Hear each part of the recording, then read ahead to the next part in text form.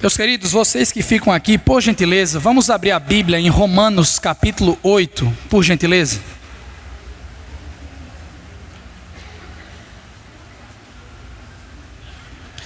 Romanos capítulo de número 8, quero meditar com os irmãos entre os versos 12 a 17. Romanos 8, versos 12 a 17. Eu faço questão de ler o texto na íntegra.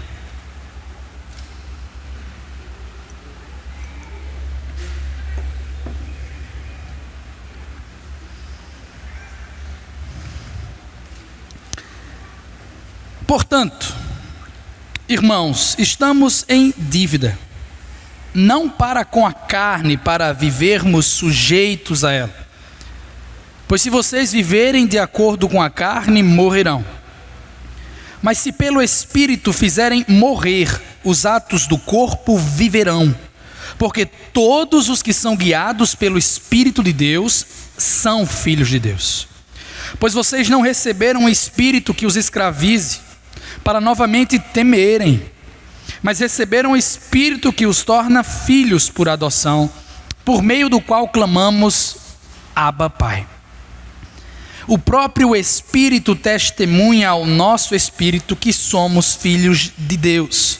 Se somos filhos, então somos herdeiros, herdeiros de Deus e co-herdeiros com Cristo, se de fato participamos dos seus sofrimentos, para que também participemos da sua glória. Vamos orar mais uma vez. Senhor, estamos diante da tua face, uma vez mais, em espírito de dependência, porque não somos suficientes, porque a palavra do homem não satisfaz. Precisamos do teu auxílio, da tua palavra, da unção do alto, que nos facilite o entendimento do texto, a apropriação dos princípios, das aplicações que serão mencionadas. Precisamos do teu auxílio, rogamos então por teu auxílio, sabendo que o Senhor é o maior interessado, que o teu nome seja glorificado em nosso meio. Socorre-nos em nome de Jesus, é a nossa oração. Amém. Meus queridos irmãos, em todas as noites, eu e minha esposa escolhemos um filme para assistir na televisão antes de dormir. É coisa sagrada. Eu gosto, ela gosta, está tudo ótimo, mas temos um probleminha. Eu sou daqueles que quando o negócio é bom mesmo, eu quero maratonar, terminar logo o filme ou a série. Já minha esposa, coitado, dá 5 minutos, já cai no sono. Então, diante dessa situação incontrolável, chegamos a um acordo. Nós vamos assistir os filmes, mas de pouquinho em pouquinho. O último filme escolhido foi A Missão Impossível, lançado em 2023, com duração de quase 3 horas. Preciso nem dizer que demoramos 1 semana e meia para terminá-lo. E para piorar, o filme terminou com muitas pontas soltas, com muitas coisas não resolvidas. E eu ainda fui surpreendido no final do filme, nos créditos, com a seguinte mensagem: aguarde a continuação em 2025. Eram tantos detalhes que a mesma obra precisou ser dividida. Às vezes eu penso que isso é necessário mesmo. É importante que aconteça para que o trabalho fique muito bem feito, para que todos os detalhes sejam muito bem compreendidos. A propósito, essa é justamente a minha escolha quanto ao texto que nós temos em mãos. Porque o que estamos meditando hoje, ou que haveremos de meditar, na verdade é uma continuação da mensagem da semana passada. De modo que estudamos sobre o ministério do Espírito Santo, parte 1, e agora haveremos de estudar, com a permissão e graça de Deus, no ministério do Espírito Santo, parte 2. O objetivo é lógico, irmãos, reside na melhor consideração dos pormenores do assunto.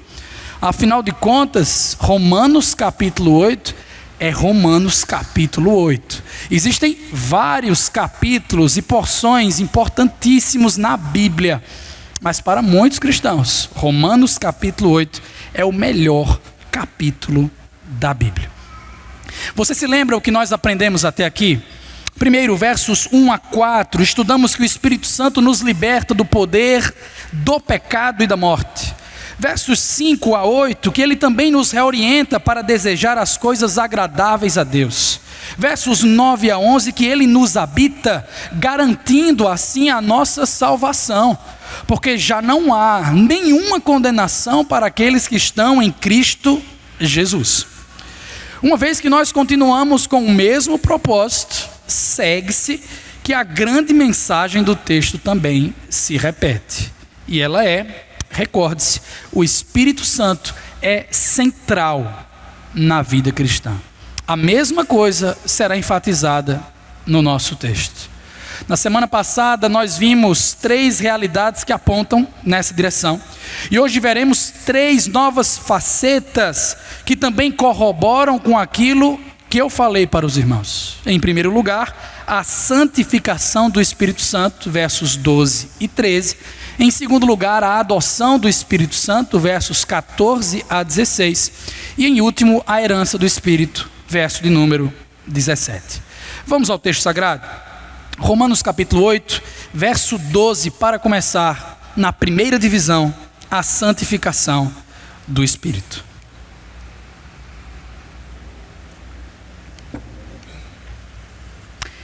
Embora o apóstolo não faça uso de nenhuma ordem, eu penso que é bastante seguro entendermos que estamos num momento de transição, saindo de explicações e avançando para exortações, porque antes o discurso foi concentrado nas bênçãos do Espírito Santo, e agora, irmãos, é concentrado na obrigação dos vivificados pelo Espírito. Portanto, veja, é o marcador do início da divisão, assim como foi lá no versículo de número 1. Portanto, momento de puxar o freio de mão, desacelerar um pouquinho, aproximar o zoom da câmera, para melhor entender aquilo que está sendo falado e melhor compreender também as reverberações do seu ensino. Primeiro, quando falou, portanto, no verso 1, Paulo quis assegurar aos crentes que a salvação não se perde, apesar das lutas enfrentadas contra os pecados. Agora, ele faz o inverso no verso 2. Uma vez que a salvação não se perde, é possível vencer as lutas enfrentadas contra o pecado. Em suas palavras, abre aspas, irmãos, estamos em dívida, não para com a carne, para vivermos sujeitos a ela. Há uma dívida clara em jogo aqui, uma dívida parecida com aquela que Paulo confessou no capítulo 1, verso 14, sou devedor de gregos e de bárbaros, preciso pregar o evangelho para cultos e para incultos. Portanto, há dívida, mas nesse mesmo sentido. Não há dívida, irmão, como algo necessário para ficar quite com Deus. Já vimos na semana passada que a justa exigência da lei já foi satisfeita em nós. Existe uma dívida no sentido de responsabilidade. Vide o que Deus fez por seu povo. Existe uma obrigação ao crente habitado pelo Espírito, reorientado pelo Espírito, mas não para com a carne, para vivermos sujeitos a ela. Isso aqui já foi resolvido. A lei do Espírito de vida nos libertou da lei do pecado e da morte. Portanto, nada se deve à carne. Só que o interessante é que o enunciado do autor sagrado parece meio incompleto. Concorda comigo? Ele não revela intencionalmente, imagino, a quem nós temos uma dívida. Calvino escreveu que de fato ele omite a outra parte de seu contraste, mas o seu sentido não é de forma alguma obscuro, porque é muito evidente que resta uma obrigação, uma dívida para com o Espírito Santo. A obrigação de ser santo, como ele é santo. A obrigação de vivermos autênticos altura do nosso chamado, de modo digno do Evangelho de Jesus Cristo, a dívida é obedecer a Deus, irmão, certo? Estando sujeito ao Espírito. Geralmente não recomendo a tradução da NTLH, mas aqui ela faz um trabalho excelente. Portanto, meus irmãos, nós temos uma obrigação, que é a de não vivermos de acordo com a nossa natureza humana. Versículo 13: pois se vocês viverem de acordo com a carne, morrerão. Mas se pelo Espírito fizerem morrer os atos do corpo, viverão. Eu penso que essa é uma das passagens mais belas, mais preciosas da Bíblia Sagrada. Uma das minhas favoritas também. Ela merece atenção especial com alguns detalhes a serem mencionados. Em primeiro lugar, o probleminha da conjunção condicional se. Lembra? A mesma coisa da semana passada. A mesma situação da porção anterior. Quando se usa se em Romanos capítulo 8, pelo menos até aqui, não se entende levantar uma possibilidade, uma dúvida, mas um fato inquestionável.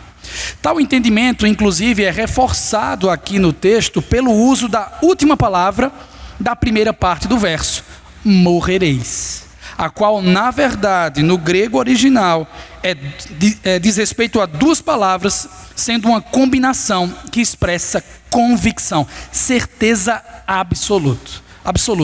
Vou resumir para os irmãos. A ideia é que, vivendo de acordo com a carne, com a natureza pecaminosa, os homens certamente, com certeza, serão colocados à morte. Serão condenados, como a Almeida Revista e Atualizada capta muito bem.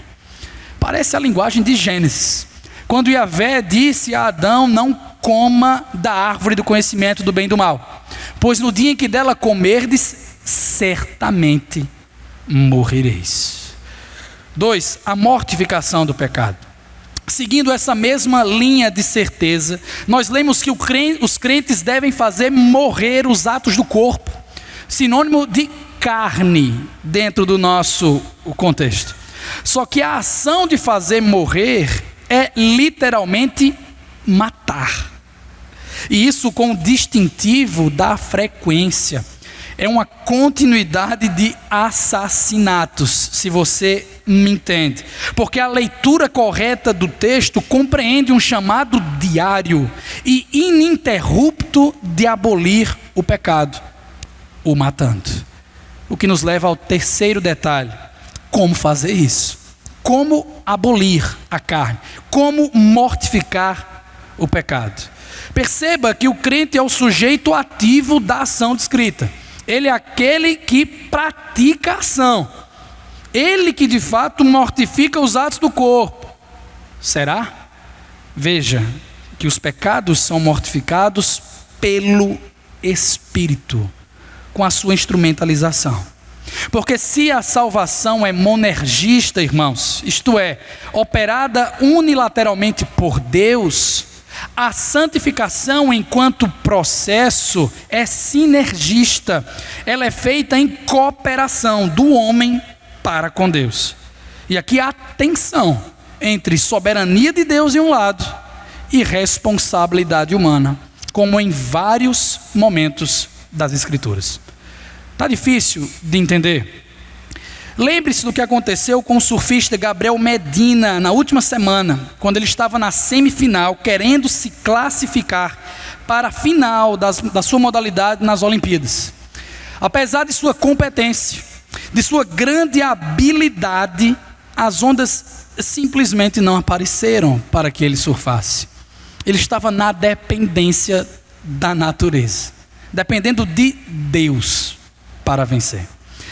De modo análogo, irmãos, sem as ondas do Espírito Santo, ninguém aqui vai vencer a guerra da santidade, a corrida da fé. É por essa razão que aos Filipenses, o mesmo Paulo disse: ponham em ação a salvação de vocês com temor e tremor. Desenvolvam a vossa salvação, responsabilidade humana, pois é Deus quem efetua em vocês tanto o querer quanto o realizar. Soberania de Deus. Tudo isso desembocando, irmãos, no quarto detalhe, o resultado da mortificação. Que resultado é esse? Vida. E vida certa. Da mesma forma que a morte certa para quem vive na carne, a vida certa para quem mortifica ela.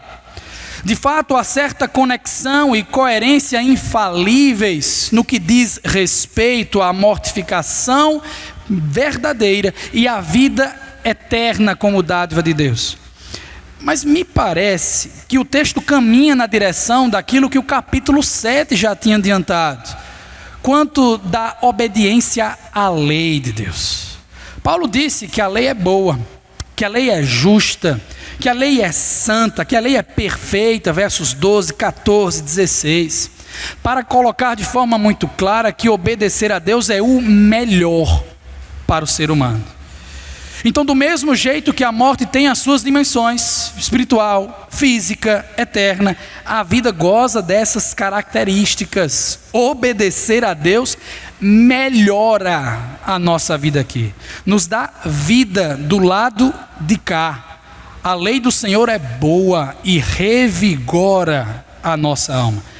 O crente que obedece a Deus tem um sorriso no rosto, tem sensação de alegria por estar agradando aquele que é o seu dono.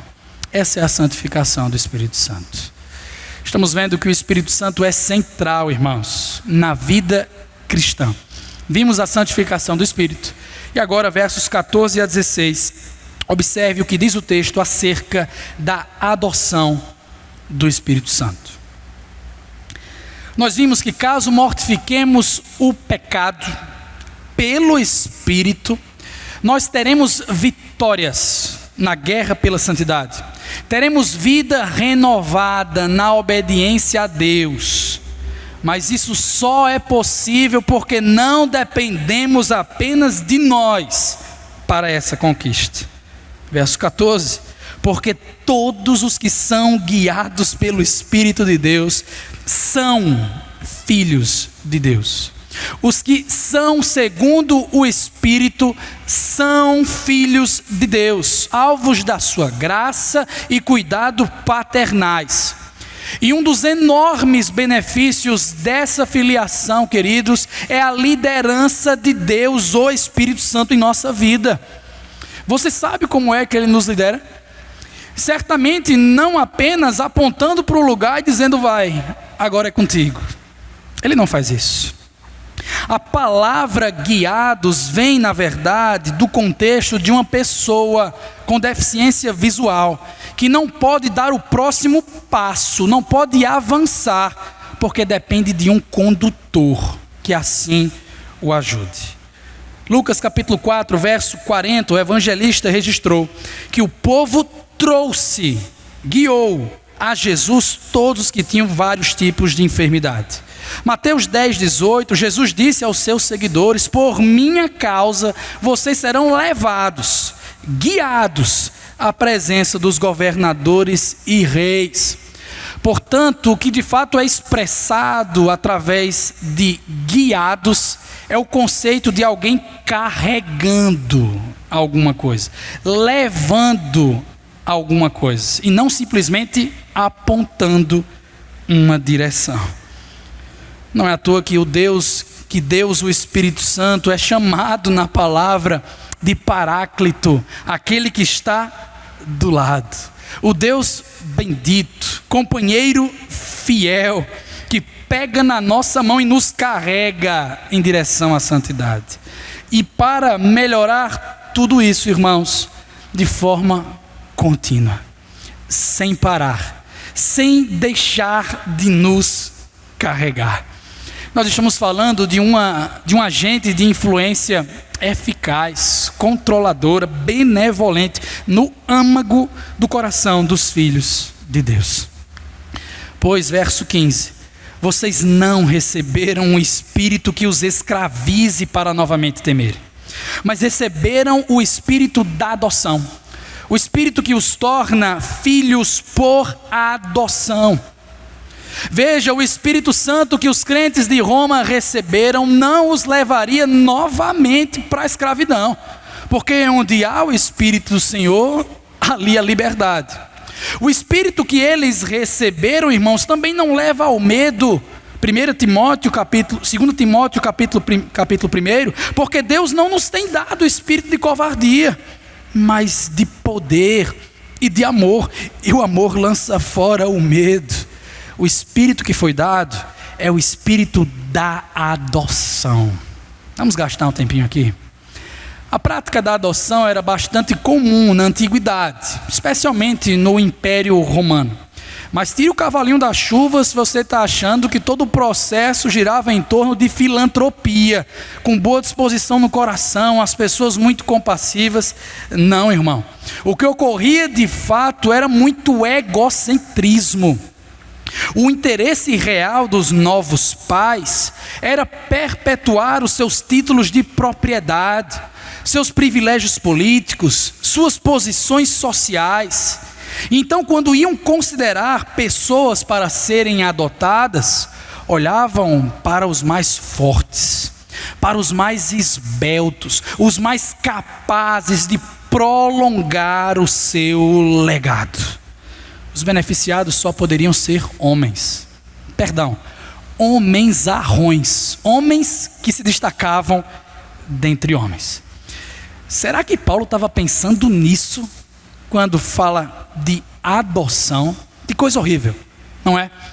É claro que Paulo não estava pensando nisso, meu irmão. A sua mente estava saturada com as escrituras hebraicas, de modo que quando se falava de adoção, é muito provável que a lembrança dele fosse daquilo que a filha de Faraó fez pelo bebê Moisés, totalmente desamparado às margens do rio Nilo.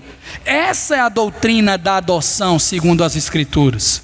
Muito bem interpretada, inclusive, segundo o capítulo 12 da nossa confissão de fé, quando diz que todos os que são justificados é Deus servido em seu único Filho Jesus Cristo, fazer participantes da graça da adoção. Por essa graça eles são recebidos no número dos filhos de Deus e gozam a liberdade e privilégio deles, têm sobre si o nome deles, recebem o espírito de adoção, têm acesso com confiança ao trono da graça e são habilitados a clamar: Abba, Pai. Justamente a expressão que fecha o versículo de número 15, o clamor ao Abba, Pai. Clamar, irmãos, especialmente no livro dos Salmos, está ligado à oração dependente. Uma oração, sôfrega, no meio do choro, com gemidos, para adiantar o restante de Romanos capítulo 8. É uma oração de total dependência e lágrimas diante de Deus, em mais de seus 60 usos no saltério. Portanto, como uma criança que precisa ser carregada, guiada, nós clamamos no meio do sofrimento, chamando Deus de Abba, um aramaico para Pai querido, termo que carrega tanto intimidade quanto muita reverência. Esse é um vínculo indestrutível, e todos nós crentes sabemos disso, irmãos, porque o verso 16 nos diz de modo categórico que o próprio Espírito, o Espírito Santo, testemunha ao nosso espírito que somos filhos de Deus. Literalmente, tecna teu, filhinhos ou crianças de Deus. 1 de João capítulo 3 verso 1, vejam como é grande o amor que o Pai nos concedeu, sermos chamados tecna teu, filhinhos, crianças de Deus, o que de fato nós somos. Essa é a adoção do Espírito Santo, a base da nossa bem-aventurança eterna. O que nos leva ao último ponto, versículo 17, a herança do Espírito. Eu falo em base, irmão, porque naturalmente se imagina que herança é destinada a filhos, ok? O autor sagrado diz aqui: se somos filhos, melhor, já que somos filhos, então somos herdeiros. Um novo tema, herança, importantíssimo também nas Sagradas Escrituras. Tudo começou com a terra prometida sendo herança de Israel, Gênesis 15, Números 34. Depois o próprio Israel se tornou herança ou propriedade. Isaías 19, Jeremias 10. Posteriormente, os autores bíblicos passaram a retratar o próprio Yahvé como a herança do seu povo. Ezequiel capítulo 44. Depois, no judaísmo posterior, as bênçãos do reino foram associadas com a herança de Israel. Salmo 49, 1 Enoque, capítulo 40, verso 9. E em particular no Novo Testamento, essas bênçãos de herança estão associadas ao reino e à vida eterna. Tudo isso, irmão, para deixar muito claro que a terrena terra prometida a Canaã foi expandida para a terra prometida eterna, ou como João coloca, o novo céu e a nova terra. O novo céu e a nova terra, irmãos, é o lugar onde nós habitaremos com Deus.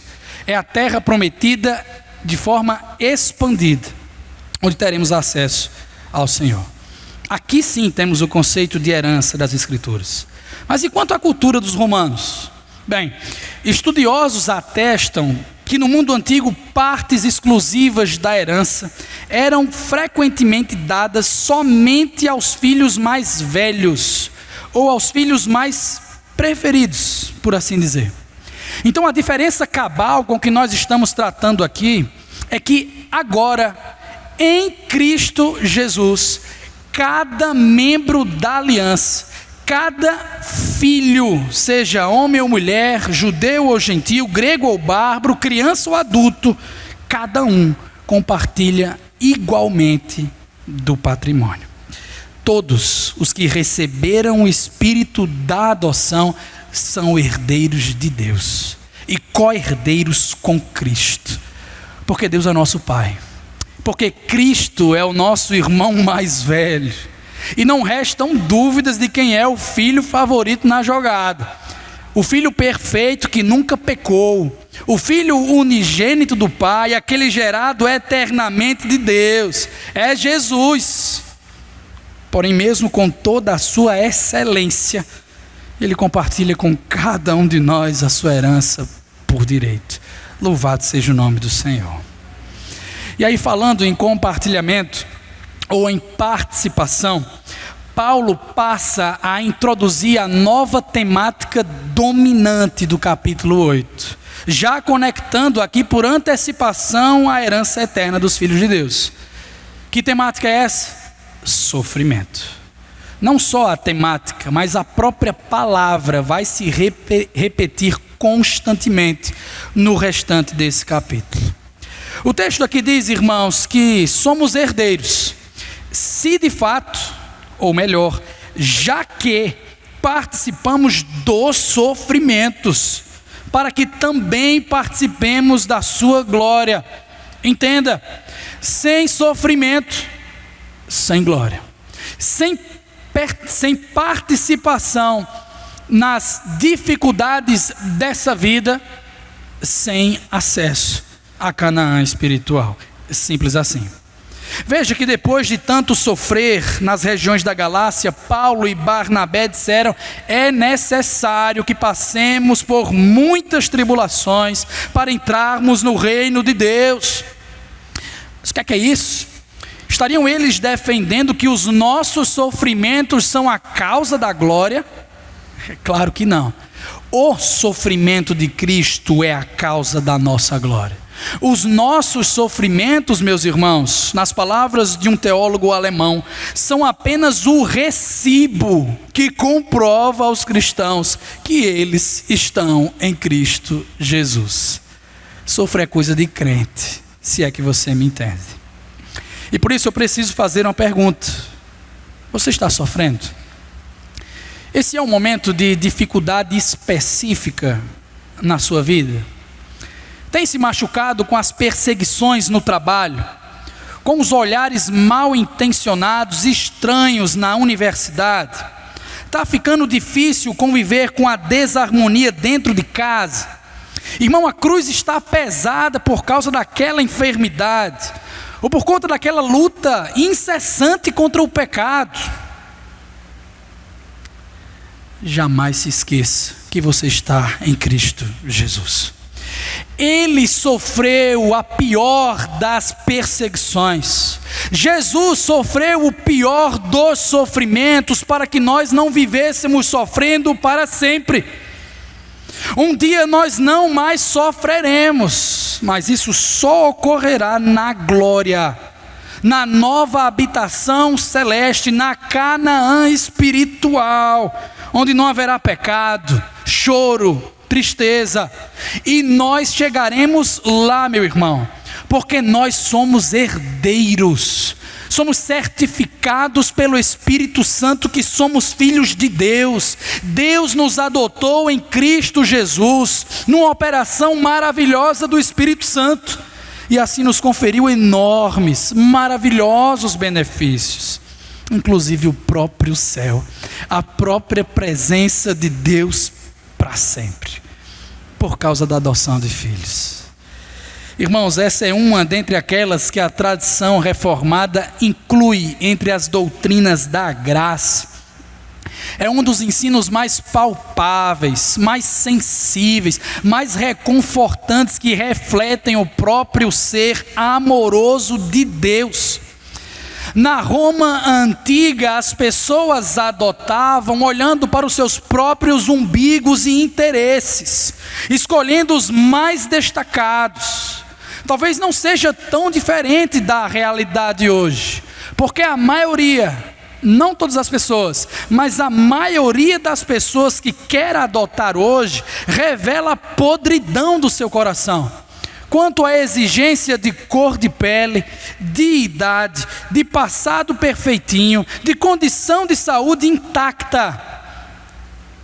Uns querem os melhores, outros querem os mais bonitinhos. Meus irmãos, olhem para si mesmos. Deus adota os piores, os mais sujos pecadores, com anos de depravação no currículo, destituídos de beleza, cheios de enfermidade, e ainda assim o Espírito de Deus faz a obra maravilhosa de nos dar vida, de nos tornar filhos de Deus. Ele, sem vergonha alguma da nossa depravação, nos pega pelo braço e nos carrega no caminho da santidade, com seus braços de amor, nos guiando efetivamente na fé. Ele diz: sede santos, porque eu sou santo. E como filhinhos ou crianças dependentes de Deus, carregados em seu colo, nós respondemos: sim, Abba, Pai querido, nós queremos ser como o Senhor. Nos carregue, nos ajude, porque eu sou filho de Deus. Pastor, mas como eu posso saber que eu sou filho de Deus? Bem, doutrinariamente, a adoção é realizada no momento em que alguém deposita fé no Senhor Jesus Cristo como Senhor e Salvador. Portanto, todos os que creem são justificados e inseridos na família de Deus. É uma das bênçãos máximas do Evangelho, a realidade macro daquilo que Deus fez por nós, sintetizada numa questão primorosa, maravilhosa para cada um de nós, para que dobremos os nossos joelhos, para que agradeçamos a Deus todos os dias, para que nos deleitemos como filhinhos de Deus. É evidente, irmão, é óbvio que o inimigo nos ataca nessa área, querendo ele, o pai da mentira, nos enganar quanto à nossa real identidade.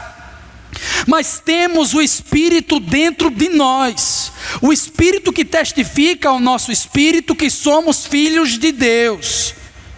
Como saber, pastor, se sou filho de Deus? Irmão, você sabe.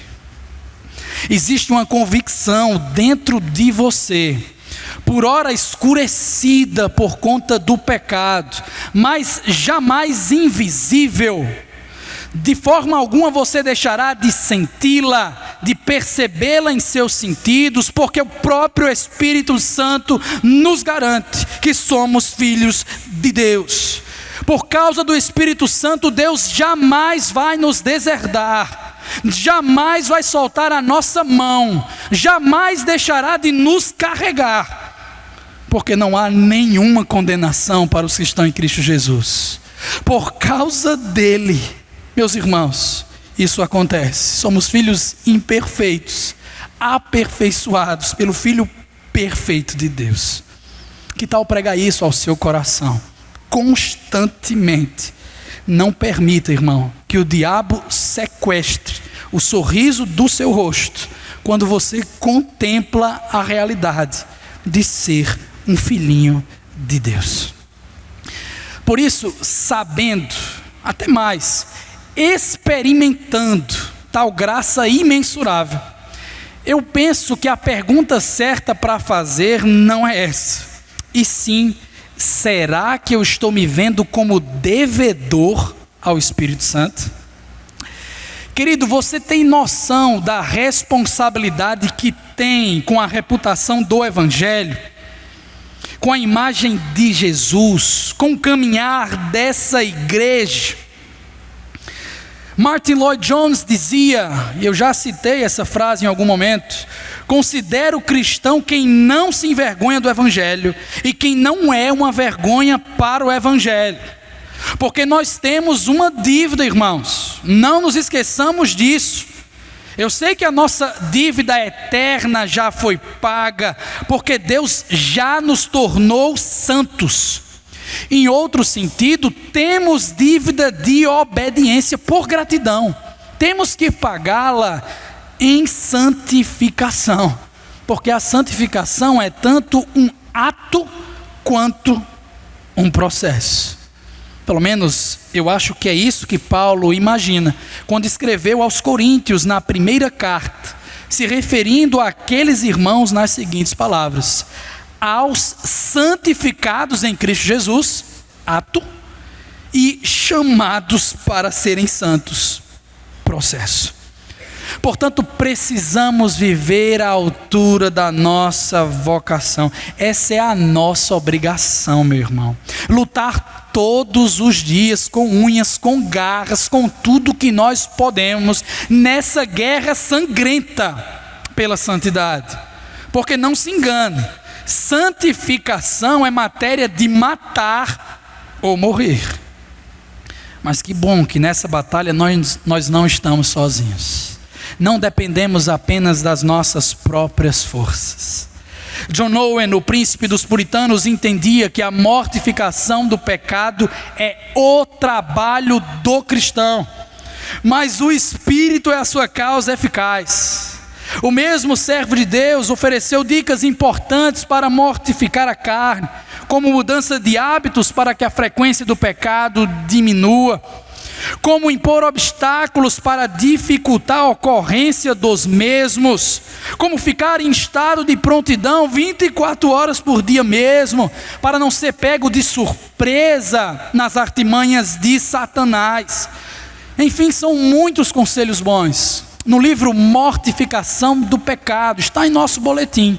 Eu recomendo que os irmãos o leiam. Mas me parece, gente, que nesse contexto aqui, mortificar a carne é simplesmente viver sujeito, submisso ao Espírito. Como? Obedecendo. Quer mortificar a carne? Obedeça a Deus, meu irmão. Deus já nos deu tudo que nós precisamos para a vida e para a piedade, disse o apóstolo Pedro.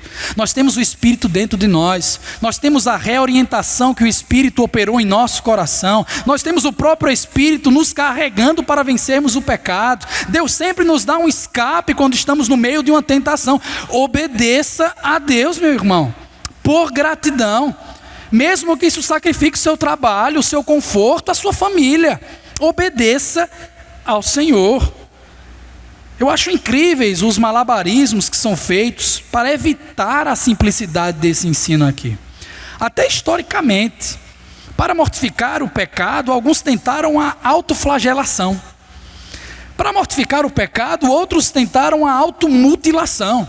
Porque o problema é o membro, e não o corpo, e não o coração. E aqui a ironia. Pessoas acham que se isolar do mundo, deixar de trabalhar, deixar de ir para a escola, não frequentar mais ambientes culturais, não se envolver, interagir com a sociedade, vai resolver o problema. Vai não, meu irmão, porque o problema é você. O problema está dentro do seu coração. Você é um pecador. Isso não vai resolver o problema do pecado. Quem resolve o problema do pecado é o Espírito Santo. E isso somente na ressurreição do corpo. O alvo da mortificação, sim, é a abolição da natureza pecaminosa. É a mortificação definitiva do pecado. Mas isso não vai ser alcançado nessa vida aqui, não. Eu não falo isso para desencorajar, desestimular os irmãos na corrida da fé. Porém, penso que é melhor ser realista e ter os nossos olhos voltados para o que realmente importa, para a coisa certa a ser contemplada. Eu quero que os irmãos terminem hoje o dia celebrando o Espírito Santo por sua pessoa e obra, porque não seremos santos sem o Espírito Santo.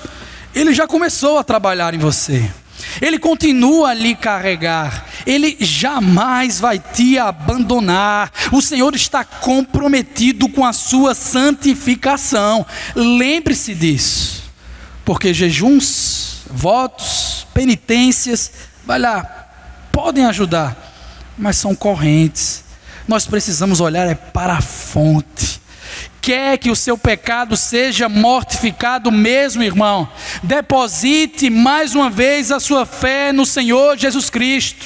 Espere pelo seu dia de retorno, porque não existe morte do pecado sem a morte de cruz.